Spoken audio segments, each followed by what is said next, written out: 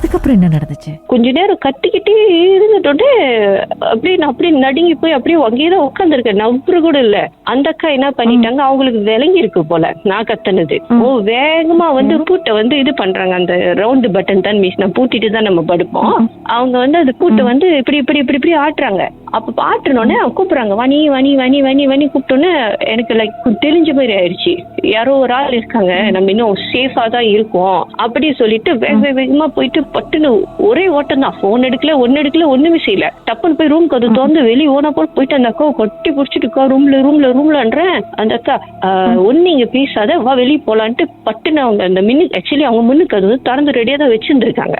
நான் வந்து ரூம் கதவு வந்து ஓப்பன் பண்ணாத மணிக்கு வா வெளியே போவோன்ட்டு டப்புன்னு என்னை கூட்டிட்டு வெளியில போய் நின்னுட்டோம். மணி வந்து அப்போ கிட்ட 4+ இருக்கும் மிஸ். யாரும் எங்க போறது எங்க 2 பேத்துக்குமே தெரியல. அந்த அக்கா என்ன பண்ணிட்டாங்க, இப்போதைக்கு நம்ம வீட்டுக்கு போக வேண்டாம், வா காட் ஹவுஸ்க்கு போலாம் அப்படி சொல்லி அந்த அபார்ட்மெண்ட்ல இருந்து கீழே இறங்கி நாங்க 2 பேருமே அந்த 4 மணி 4:45 கிட்ட இருக்கோம். காட் ஹவுஸ்க்கு போயிட்டோன்னே அப்ப அங்க அந்த ஒரு அங்கிள் தான் இருப்பாரு, தமிழ் அங்கிள். என்னம்மா ஆச்சு, ஏன் இத்தனை மணிக்கு வெளியே கீழே இறங்கி வரீங்கன்னா, நான் என்ன சொல்ல வரணும், அந்த அக்காவும் அதே தான் அந்த ரூம்ல வந்து ஃபீல் பண்ணிருக்காங்க. யாரோ வந்து நான் சொன்ன மாதிரி அதே மாதிரி வந்து அந்த வெள்ளை முடி அவங்கள வந்து லைக் எப்படின்னா அவங்க மேலேயே யாரோ காலு வச்சு நடந்தா அந்த கிணம் அவங்க உடம்புல ஏறுமே மிஸ், அவங்களுக்கு வந்து அப்படி ஃபீல் ஆயிருக்கு படுத்துக்கிட்டே இருக்கிறப்ப. அவங்க வந்து குப்புற போட்டு படுத்தோன்னே அவங்கள வந்து யாரோ அவங்க காலை வச்சு மிதிச்சா எப்படி இருக்கும், யாரடா இது இந்த மாதிரி பண்றாங்க. அவங்க வந்து வெறும் இந்த இப்படி திருப்பி இப்படி சும்மா தலையை திருப்பி மட்டும் பார்ப்போம் மிஸ், உடம்பு திருப்பாம பாக்குறப்ப அவங்களுக்கு வந்து யாரோ அங்க நின்னுகிட்டு அவங்களை மிதிக்கிற மாதிரியே இருந்துதான். வெறும் அந்த நீட்டா வெள்ளையா ஒரு மாதிரி அவங்க அது எப்படி சொல்றாங்க எனக்கு தெரியல. ஆனா நான் என்ன மாதிரி ஒரு உருவத்தை வந்து அவங்க கிட்ட சொல்றனோ அதேதான் அவங்களும் என்கிட்ட சொல்றாங்க. அதனாலதான் வந்து அவங்க கத்தி இருக்காங்க. நான் பயத்துலதான் நான் போய் அவங்க ரூம் கதவை நான் திறக்கலையே. அவங்க கொஞ்ச நேரம் சத்தம் நின்னுட்டோன்னே நான் திருப்பி என் ரூமுக்கு போயிட்டேன்ல. நான் போனோடனே அது ஆக்சுவலி என் பின்னாடி ஃபாலோ பண்ணி வந்திருக்கு. அப்ப நான் சொன்னேன், இல்லக்கா போன வாரத்துல இருந்து வீட்ல இருந்து ஒரு மாதிரியாவே ஃபீலிங் தான் இருக்கு. ஆனா அப்பெல்லாம் வந்து நான் சாமி கும்பிட்டுக்கிட்டு இருந்தேன், சாமி அடிச்சிருந்தேன். அப்ப மென்சஸ்லாம் செய்ய முடியலக்கா, நீங்க கும்பிட்டீங்களான்னு. அப்பதான் அவங்க வந்து சொல்றாங்க, அவங்களுக்கு கம்பெனில இருந்தே நான் நைட் ஷிஃப்ட் செய்யறப்ப சம்திங் என்னமோ வந்து அவங்கள கூப்பிட்டுக்கிட்டே இருக்கிற மாதிரி இருந்துதான். அவங்க வந்து அது நைட் ஷிஃப்ட் செய்யறதும் என்னை விட கொஞ்சம் வயசுல பெரியவங்க. நான் காலேஜ் படிக்கிறேன்னா அவங்களுக்கு இருந்தா அந்த டைம் ஒரு 25-24 வயசு இருக்கும். அந்த அக்காக்கு யாரோ கூப்பிட்டுக்கிட்டே இருந்த மாதிரி இருந்தது வாணி.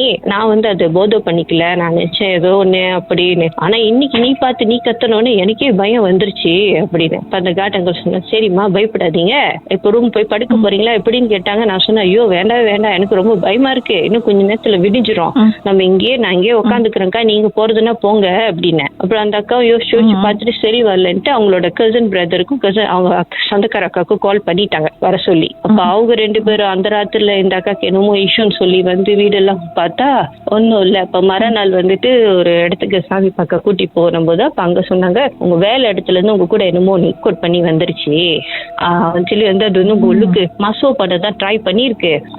உங்களோட உடம்புல அதால பூர முடியல, அப்பதான் இந்த பிள்ளையோட உடம்புக்கு ட்ரை பண்ணிருக்கு. ஏன்னா இந்த டைம் வந்து எனக்கு உடம்பு சரியில்லாம வேற இருந்ததுல அதுக்கு லைக் மச்சம் ஈஸி டார்கெட் மாதிரி இந்த கேர்ள் தான் வந்து டிஸ்டர்ப் பண்ண பார்த்திருக்கு. நீங்க சீலாப்புனா இன்னும் கொஞ்சம் நேரம் அந்த ரூம்க்கு அது அந்த கேர்ள் திறக்காம இருந்தா அந்த பிள்ளைக்கு ரசு பண்ணிருப்போம் அப்படின்னு.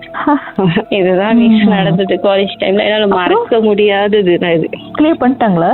அவங்க எப்படின்னா அது வந்து போனதுதான், அது ட்ரை பண்ணிருக்கு, ஜாடி ஆகல. அப்புறம் அவங்க கனியும் வீட்டு மனுக்கு தெளிக்கிறதுக்கு கொஞ்சம் தண்ணி எல்லாம் கொடுத்துட்டு அப்புறம் அவங்க மட்டும் தான் போனாங்க. நான் போக முடியல, ஏன்னா எனக்கு உடம்பு சுத்தம் இல்லாததுனால. அப்புறம் எல்லாம் முடிச்சுட்டு எனக்கு வந்து டெம்பரரி கனி தான் கொடுத்து விட்டாங்க. இதை அந்த பிள்ளைகிட்ட கொடுத்துட்டு உடம்பு நல்லா ஆயிட்டோன்னே என்ன அந்த கோயிலுக்கு வர சொன்னாங்க. இப்போ 7 days முடிஞ்சோன்னா இப்போ நான் போய் ப்ரே எல்லாம் பண்ணிட்டு சாமி கும்பிட்டு பயப்படாதம்மா, அது பாதுகாப்பு, அது ஒன்றும் செய்யல, ஒன்றும் உனக்கு ஒரு பாதிப்பு இல்லை, பயப்படாதுன்னு சொல்லி கயிறுலாம் கட்டி கொடுத்து கனியெல்லாம் கொடுத்து அப்புறம் அவங்க வீடெல்லாம் சுத்தம் பண்ணி அப்போ தெளிச்சுட்டு அப்போ சொன்னாங்க, சாமி கும்பிட்டுக்கிட்டே இருங்க, விட்டுறாதீங்க. அந்த மாதிரி கொஞ்சம் அட்வைஸ் பண்ணாங்களா, வீட்டை பார்த்துக்குங்க, பொம்பளை பிள்ளைங்க, அந்த மாதிரி தான் சொன்னாங்க. அந்த இது போயிருச்சே கூட அங்கேயே வீடு நல்லா இருக்குன்னு சொல்லிட்டு கூட தங்காம? ஆக்சுவலி அது வந்து பர்பஸ்லி வரணும்னு வரலையா மிஸ். அது எப்படின்னா அவங்க அங்க இருந்திருக்காங்க அந்த அக்கா கூட ஃபாலோ பண்ணி அப்படியே ஏதோ காத்து வந்துட்டு சொல்றாங்களே அந்த மாதிரி தான் அது வந்துருக்கு. வந்து அந்த அக்காவை தான் ஃபர்ஸ்ட் டிஸ்டர்ப் பண்ணி இருக்கு. பட் அந்த இடத்துல நம்ம ஸ்டே பண்ண அந்த அக்கா உடம்புக்கு போற முடியாது. என்ன ரீசன் எனக்கு தெரியல. அது பிற்பாடு ஹால்ல வெளியில போய் நான் பார்த்தேன்ல இந்த என்ன சத்தம் கேக்குதுன்னு என்னோட ஃபாலோ பண்ணி வந்திருக்கு. ஆமா. Okay, thank you Vani.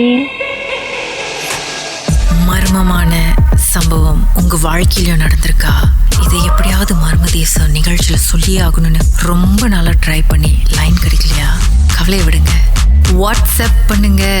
உங்க பெயர் #MD 036 491 3333. உங்க பெயர் மற்றும் #MD அப்படின்னு டைப் பண்ணா போதும்.